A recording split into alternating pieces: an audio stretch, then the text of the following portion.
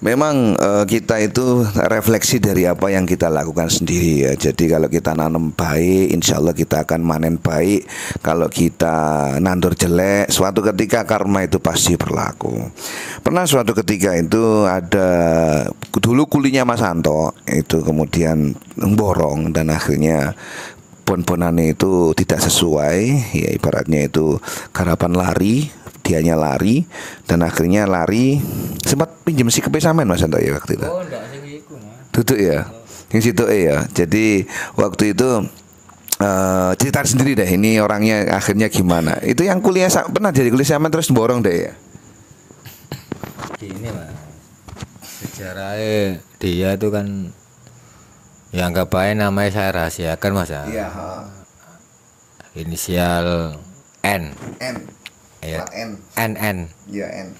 Nah, dia itu pernah ikut saya kuli batu, ya saya ajarin lah. Tukang tuh gimana, caranya gimana, sampai dia tuh bisa, Mas. Akhirnya dia nukang terus borong-borong sendiri ya. Sempat jaya ya. Sempat jaya ya.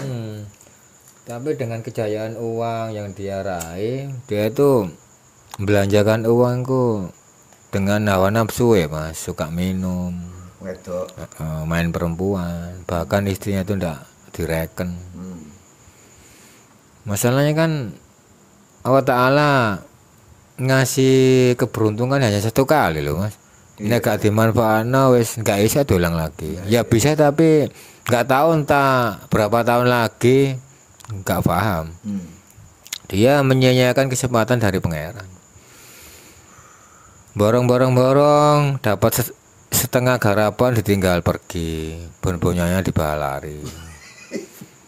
Sampai dia itu merasa namaiku wis nganu, Mas, tersohor. Nggak akan pakai dia lagi. Oh, namanya jelek lah ya. Jelek. Iya. Akhirnya dia itu singkat cerita dengar ke Flores ngojek. Katanya ngojek kan di sana mahal. Iya.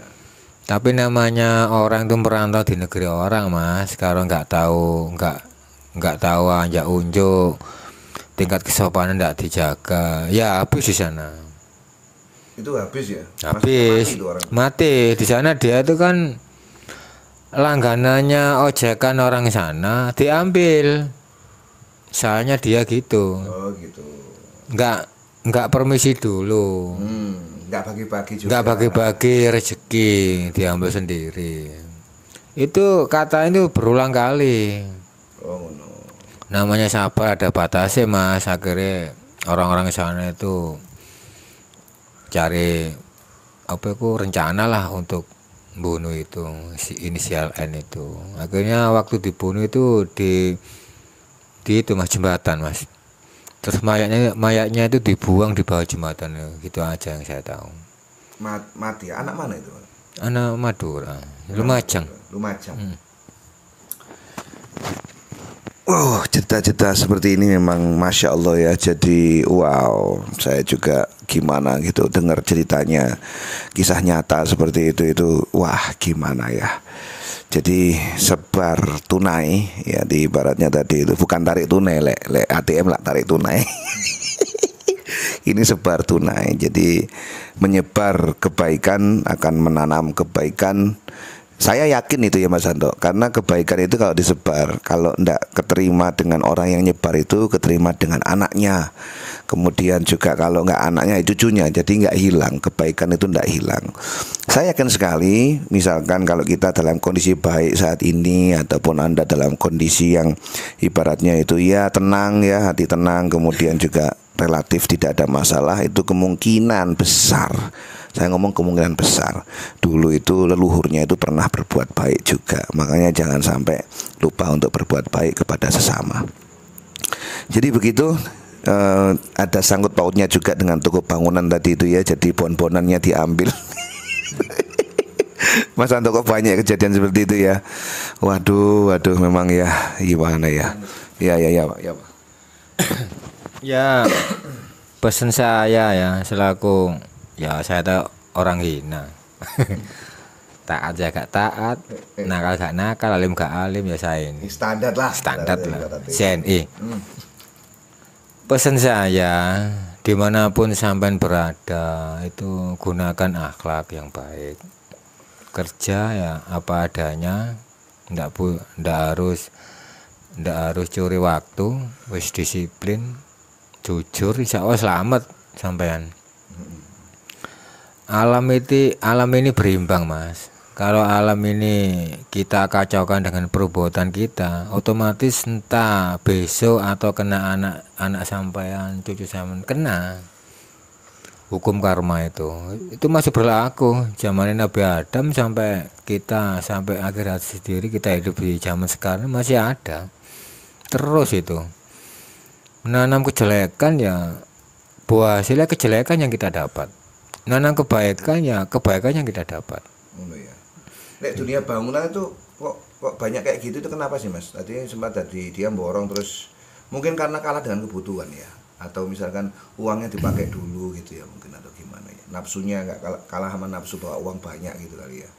Ya mungkin orang-orang kayak gitu kan disetir nafsu loh Mas. Iya. Uang ada di tangan, wae kulak material, bos gawe kelon sik. Apapun pekerjaan si A, si B, si C, pekerjaan apa, nek disetir nafsu itu amburadul Mas. Iya. Siapa aja. Sekarang tuh ndak ada orang bodoh. Borong-borong itu sudah paham semua orang-orang zaman sekarang. Jadi kemampuan tukang ya sudah tahu. Jadi jangan menyepelekan waktu. Benar. Namanya waktu aja uang, yaitu borong-borong waktu itu uang. Wis di planning selesai. Gimana lah, kalau nggak selesai kan ya ngundur waktu. Temennya besok yang bayari tukang kuli lagi selaku mandor. Kalau nggak ada planning ya gimana lagi? Akhirnya hancur lagi, melarikan diri. Iya, Planningnya kurang pas, timingnya kurang pas. Gitu. Sembrono. Jadi memang kalau borong itu semua orang bisa sekarang ya, kayak umroh hajian itu sekali berangkat juga orang bisa kemudian buka, ibaratnya itu buka biro umroh sendiri ya. Tetapi yang membedakan itu pada akhirnya adalah yaitu manajemen akhlak dari yang melakukan itu sendiri. Kuat-kuat nahan nafsu ya, udah ada di tangan duitnya, ujuk-ujuk wis gampang lah kan gitu. Material kok iso dinego ta ya gimana, kok speknya dikurangin lah, itu yang jadi kendala. Baik, terima kasih atas masukan dan juga podcast Embongan kali ini. Dan kita nanti jumpa lagi di lain kesempatan. Stay tune dengan Toko Bangunan Online. Jangan lupa like dan subscribe channel ini jika Anda merasa bahwa ya didukung saja, dukung kita untuk meraih 5.000 subscriber pertama. Juga follow IG kita, dan juga nanti ya silakan ada komentar, ya ajukan saja di kolom di bawah. Terima kasih, jumpa lagi di lain kesempatan. Bye bye.